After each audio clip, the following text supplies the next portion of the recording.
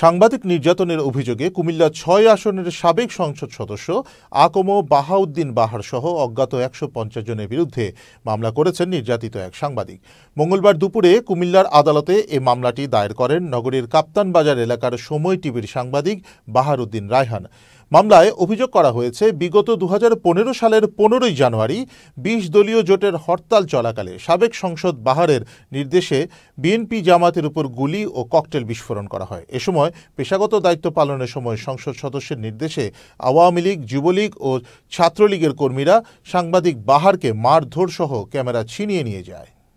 সময় টেলিভিশনের জন্য নিউজের জন্য আমি নিউজ সংগ্রহ করতেছিলাম, তখন আমাকে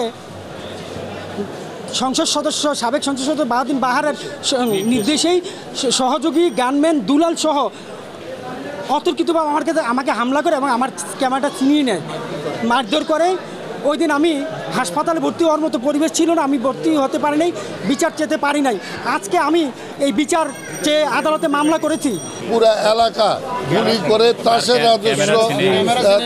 রাজ্য সৃষ্টি করেছে এবং এই ভদ্রলোক অত্যন্ত সততার সাথে তার দায়িত্ব পালন করেছে, তার ক্যামেরা ছিনিয়ে নিয়ে গেছে।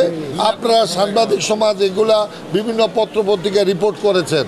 আশা করি উনি আজকে যে মামলা করেছেন উনি ব্রিফ করবেন এবং ওনার মামলায় সঠিক বস্তুনিষ্ঠ তথ্য উত্থানের জন্য এবং তদন্তের জন্য আপনারা ওনাকে সহযোগিতা করবেন। আমরা এই ঘটনা তীব্র নিন্দা জানাচ্ছি এবং এটা সুষ্ঠু তদন্তের মাধ্যমে দোষী যেই হোক তাকে আইনের আওতায় আনতে হবে।